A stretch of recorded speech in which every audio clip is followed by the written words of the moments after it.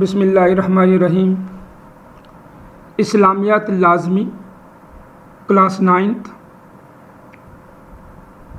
Short question, long question, MCQs، chapter رسالت، اسلامیات 9th۔ ہمارے پاس اسلامیات 9th کا چیپٹر رسالت کا ہے، اور سب سے پہلے سوال ہے مختصر جواب دیں، رسالت کا مطلب کیا ہے، معنی کیا اور مفہوم کیا ان کا۔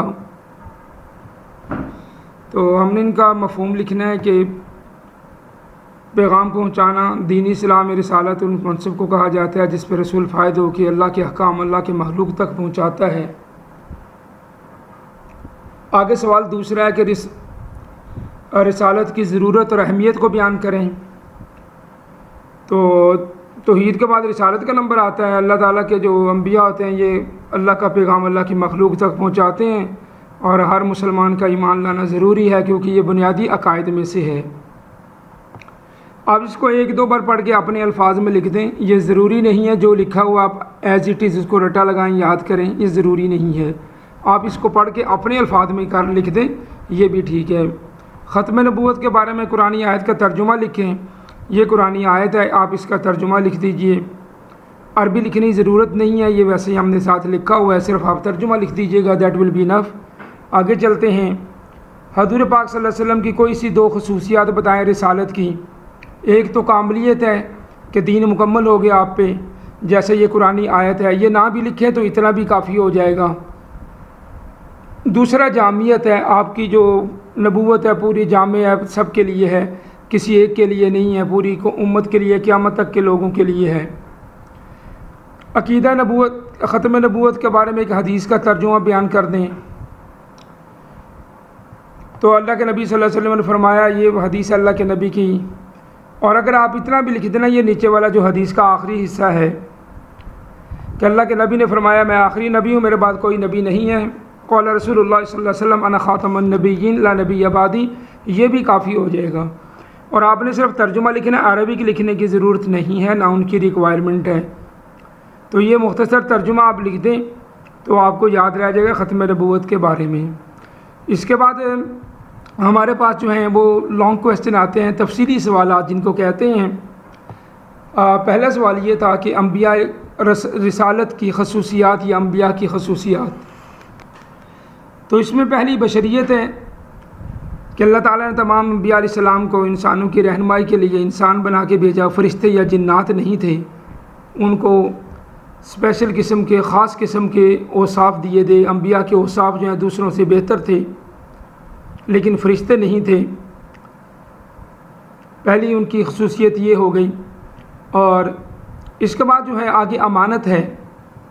امانت یعنی وہ امین تھے، جو بھی اللہ تعالیٰ نے ان کو کام دیا انہوں نے امانت کے ساتھ آگے اس کو پہنچا دیا، کیونکہ انبیاء کی ڈیوٹی ہوتی ہے، ان کے فرائض میں شامل ہے کہ وہ اللہ کا پیغام اللہ کی مخلوق تک پہنچاتے ہیں۔ اور انبیاء جس کو اللہ تعالیٰ بناتے ہیں، اللہ کا فضل ہوتا ہے جسے بنا دیتے ہیں۔ ذالک فضل اللہ یؤتی من یشاء، انسان اپنی محنت سے پیغمبر نہیں بن سکتا۔ ایک ان کی خصوصیت ہے تبلیغ احکام الہی، یعنی اللہ کے احکام کو آگے پہنچانا۔ اور قرآن پاک کہتا ہے کہ جو کچھ یہ انبیاء کہتے ہیں یہ اپنے پاس سے نہیں بلکہ اللہ کا حکم ہوتا ہے۔ اگر عربی میں آج یاد رہ جائے تو رکھ لیں، ورنہ ترجمہ یاد کر لیں، اور اگر ترجمہ بھی یاد نہیں رہتا تو کم از کم ہیڈنگ یاد کر لیں، یہ بھی بہتر ہے۔ معصومیت، انبیاء علیہ السلام معصوم ہوتے ہیں، گناہوں سے پاک ہوتے ہیں، شیطان کا عمل دخل نہیں ہوتا ان کے کاموں میں۔ واجب اطاعت، یعنی جتنے بھی انبیاء علیہ السلام تشریف لائے ان کی بات ماننا اس وقت کے لوگوں کے لیے بہت ضروری تھا، اس کے بغیر وہ ایمان والے نہیں تھے۔ جیسا کہ حضور پاک صلی اللہ علیہ وسلم ہمارے لیے نمونہ ہے، ہمارے لیے ایمان لانا ضروری ہے۔ اور یہ چند خصوصیات ہیں۔ یہاں تک جو ہے پہلا سوال جو آپ کا کمپلیٹ ہو جاتا ہے، جو آپ کا لانگ کویسچن ہے کہ رسالت کی خصوصیات۔ اس میں ایک بات آپ نوٹ کر لیں، آپ ان خصوصیات کی ہیڈنگز لکھ لیں اور ایک ایک دو شارٹ پوائنٹس لکھ لیں، انہی کو ایکسپلین کر دیں تو یہ جواب بن جائے گا۔ میں آپ کو پہلے بھی میں نے بتایا تھا، یہ ضروری نہیں ہے جو کچھ لکھا ہوا آپ ایز اٹ از لکھیں، آپ چند پوائنٹس اس کے لکھ لیں، ہیڈنگ یہی ہو، فردر ہیڈنگ بھی لکھ سکتے ہیں، اپنے الفاظ میں سمپل لکھ دیا کریں، رٹے نہ لگائیں، زبانی یاد نہ کریں، یہ بہت آسان ہے، زیادہ مشکل نہیں ہے، آسان زبان استعمال کی گئی ہے۔ دوسرا ہمارا سوال یہ ہے ختم نبوت کے بارے میں، قرآن مجید کی روشنی میں بیان کرے ختم نبوت۔ سب سے پہلے ہم نے اس کا مطلب لکھنا ہے، عربی زبان میں مہر لگانا، بند کرنا، کسی بات کو کام پورا کرنا۔ اسلام میں اس سے کیا مراد ہے؟ بھائی جو حضرت آدم علیہ السلام سے انبیاء علیہ السلام آنا شروع ہوئے، حضور پاک صلی اللہ علیہ وسلم پہ ختم ہو گئے، قیامت تک کوئی نیا نبی نہیں پیدا ہوگا، حضور پاک صلی اللہ علیہ وسلم کے آخری نبی ہیں۔ تو یہ ختم نبوت کا مفہوم ہے، یہ دوسری بار بھی تقریباً ایسے ہی لکھا ہوا ہے۔ تو حضور پاک صلی اللہ علیہ وسلم کی نبوت قیامت تک کے لیے سب کے لیے ہدایت ہے۔ اب آپ کے پاس کوئی نبی نہیں آئے گا، اس کی ضرورت ہی نہیں ہے، کیونکہ یہ 3 پوائنٹ لکھے ہیں۔ آپ صلی اللہ علیہ وسلم کی تعلیمات کافی ہیں، قیامت تک ہیں، ہر چیز اللہ کے نبی نے بتا دی ہے، واضح کر دی ہے۔ قرآن پاک میں ہر چیز محفوظ ہے، قرآن پاک بھی محفوظ ہے۔ ان تمام پوائنٹس کی روشنی میں اب کسی چیز کی ضرورت نہیں ہے۔ عقیدہ ختم نبوت اور قرآن پاک کی روشنی میں، یہ پہلے بھی آیت ہم نے شارٹ کویسچن میں پڑھی تھی، آپ اس کا ترجمہ لکھ سکتے ہیں کہ اللہ تعالیٰ کا ارشاد ہے کہ محمد صلی اللہ علیہ وسلم تمہارے مردوں میں سے کسی کے باپ نہیں ہے، یہ قرآنی آیت لکھ دیں، یہ کافی ہو جائے گی۔ پھر عربی زبان میں اس کا مطلب کیا ختم کا، یہ لکھ دیں اور اس کی تھوڑی وضاحت کر دیں۔ اور اس کے بعد جو ہے حدیث پاک کی روشنی میں ہمارے پاس 2-3 احادیث ہیں، تو آپ ایک حدیث لکھ دیں، کم از کم 2 لکھ دیں، پھر 2 احادیث۔ ایک یہ والی حدیث لکھ دیں، اللہ کے نبی کا ارشاد ہے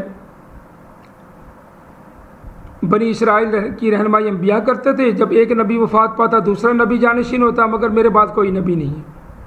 اس حدیث میں واضح طور پر اللہ کے نبی نے فرمایا انا خاتم النبیین لا نبی بعدی، میں آخری نبی ہوں، میرے بعد کوئی نبی نہیں ہے۔ تو اس میں عربک لکھنے کی ضرورت نہیں ہے، آپ ترجمہ لکھ دیجئے اس کا اور حدیث کو ایکسپلین کر دیں کہ اللہ کے نبی نے بالکل واضح طور پہ بتا دیا بھائی میرے بعد کوئی نبی نہیں ہے۔ جیسے اسلام آخری دین ہے، قرآن پاک آخری کتاب ہے، حضور پاک صلی اللہ علیہ وسلم آخری نبی ہیں اور ہم آخری امت ہیں، ہر چیز اب آخری ہے، اس کے بعد کوئی نیا دین نہیں ہے، کوئی امت نہیں ہے، کوئی کتاب نہیں ہے، کوئی نبی نہیں ہے۔ اور اسی طرح اللہ کے نبی نے فرمایا لوگوں یاد رکھو میرے بعد کوئی نبی ہے، تمہارے بعد کوئی امت نہیں ہے۔ تو یہ 2 احادیث آپ یاد کر لیں یا 3 کر لیں، لیکن اردو میں کر لیں، آسان ہو جائے گا۔ تو یہ اللہ کے نبی نے ساری اس کی مثال بھی آگے دے دی، اور کتنی اچھی مثال اللہ کے نبی نے دی ہے، یہ حدیث پاک بھی آپ ذہن میں رکھ لیں اور ان کو کر لیں۔ اور اس کے بعد آخری پوائنٹ ہمارا یہ ہے اجماع امت، یعنی پوری امت کا، صحابہ کرام سے لے کر آج تک اور قیامت تک اس بات پہ سب متفق تھے، ایگریڈ تھے کہ حضور پاک صلی اللہ علیہ وسلم اللہ کے آخری نبی، اب کوئی نبی نہیں آئے گا۔ یہی وجہ تھی حضور پاک صلی اللہ علیہ وسلم کی دنیا سے تشریف لے جانے کے بعد حضرت ابوبکر صدیق کے دور میں کچھ لوگوں نے نبیوں کا دعویٰ کیا۔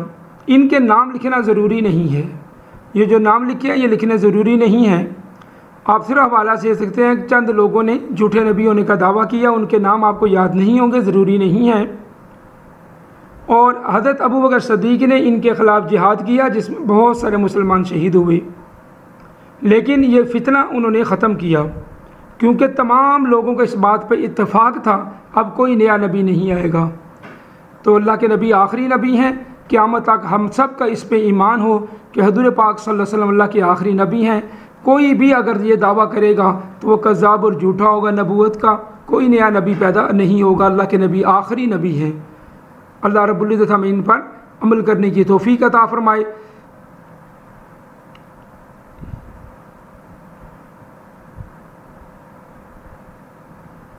یہ ڈبل سوال ہو چکا ہے، آپ وہیں تک کر لیجئے گا جہاں تک ہے، یہ اس کے آبجیکٹو بھی ہیں، یہ پہلے کا جواب، یہ دوسرے کا جواب، یہ تیسرے کا، یہ چوتھے کا، یہ 5ویں کا ہو۔